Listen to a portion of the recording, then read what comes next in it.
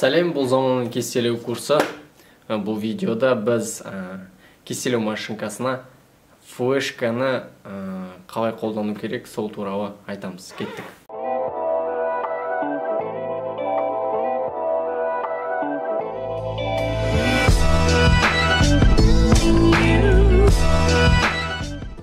Кестелеу машинасына кез келген қарапайым флешканы қолдануға болады. Сіздерге көріне ме?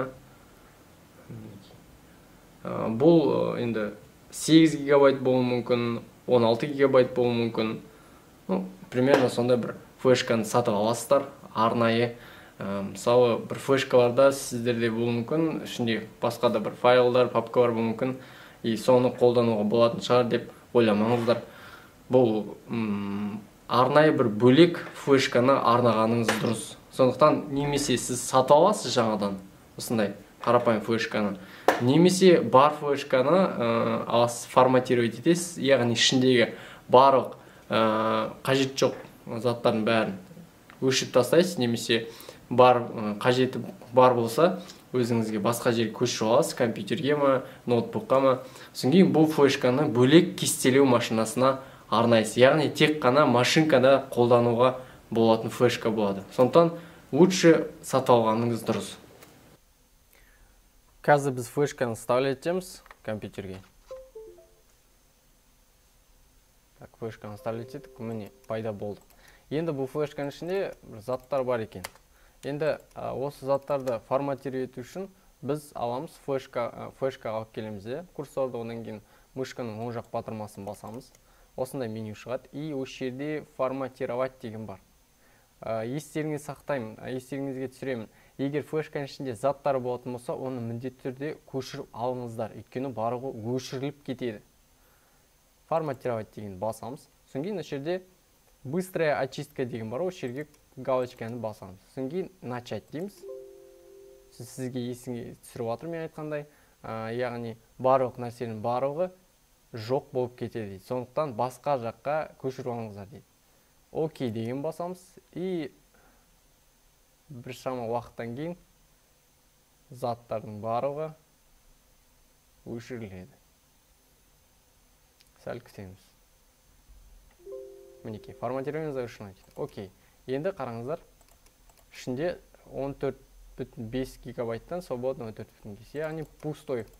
Сіз қалай форматировать етесіз, яғни немесе жаңа флешканы сатып аласыз, пустой бетінде бірден оны машинканың ішіне салу керек. Машинкаға салған бетте машинка алады, бұл флешканы өзіне қарай ыңғайластырып алады. Яғни ішіне арнайы папкаларды құрып алады. Қазір машинаға келдік. Алдымен машинаны қосамыз. Машина қосылды. Енді машина қосып біткеннен кейін біз аламызда жаңағы форматировать еткен флешканы осы машинаның оң жағында өзінің ұясы болады, флешкаға арналған. Соған аламызда мына флешканы қосамыз. Міне қостық. Міне мына жерде ойланып отыр қазір. Ойланды и флешканы алдыда өзіне қарай жасап алды. Енді осы флешканы аламыз да қазір компьютерге қосамыз и көреміз не болды екен. Енді жаңағы флешканы кестелеу машинасы өзіне ыңғайластырып алған. Біз аламыз да қайтадан қазір компьютерге қосамыз. Мінекей жаңағы флешка. Қазір енді ашқан кезде осындай ABM деген папка пайда болды. Қараңыздар. ABM деген папка.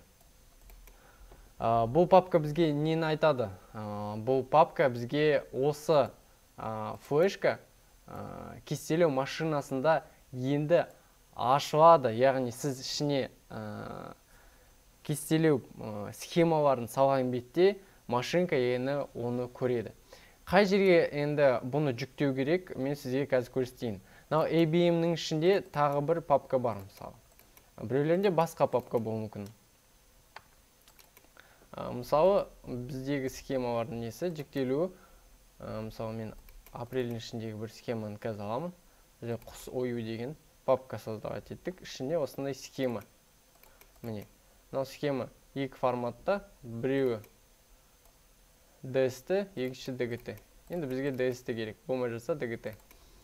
Осы ABM даламызда ашамыз. Флешкадағы ABM даламызда ашамыз. И осының ішіне, ABM-нің ішіне жаңағы біздің схемаларды көшіреміз. Схеманың өзін көшіруге болады. Немесе бірден папканы көшіруге болады. Бірден папканы көшіреміз. Мысалы, мына жерде осындай Livo Stitch деген заказ болды. Бірден папканы көшіреміз. Және мынау MBF мысалы мендегі тұрған. Оның тоже ішіне көшіруге болады. Мінекей. Негізі ABM-нің ішіне папкаларды создавать етіп көшіре бергеніңіз дұрыс. Енді осы флешканы аламыз, мен жүктеген. Алып тастаймыз. Жаңа флешканы қайтадан машинкаға саламыз. Қараңыздар, жерде бағана мен айтқан екі папка пайда болды. Қараңыздар. Екі папка пайда болды. Біреуі ABM, екіншісі Livo Stitch, көрдіңіз? Ал енді бөлек жазған тоже схема бар. Мына астында осындай кнопкалар бар, сенсорный. Басқан бетте қараңыздар. Міне өзі бөлек тұр. Немесе папканы создавать еттік. Livo Stitch деген мысалы. Ішінде де бар. Яғни қалай кімге ыңғайлы? Негізі шатаспас үшін, мысалы, сіздердегі заказдар көп болғандықтан, оны, мысалы, біз сіздерге лайфхак уақытына бөліп тастаймыз да. Мысалы, папканы создавать етем,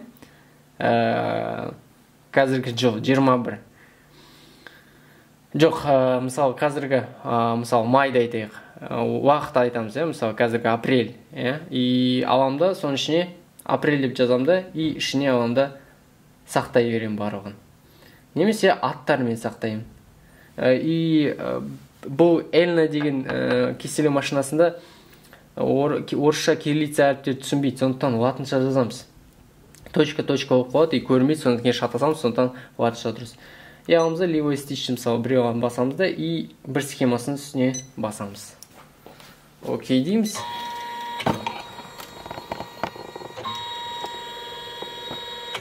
Міне, өзінің орнына келді. Енді бұны вышивать етуге болады. Кеселеу шеберлері сіздерге осы машинканы алған кезде қандай флешканы қолдану керек және қалай оны қолдану керек, чтобы кеселеу машинасында схемалар оқитындай соны көрсеттік. Міндетті түрде осылай жасап көріңіздер, и сіздің флешкаңыздағы схеманы кестелеу машинасы оқиды. Сіздермен болған заманмен кестелеу курсы келесі сабақтарда көріскенше.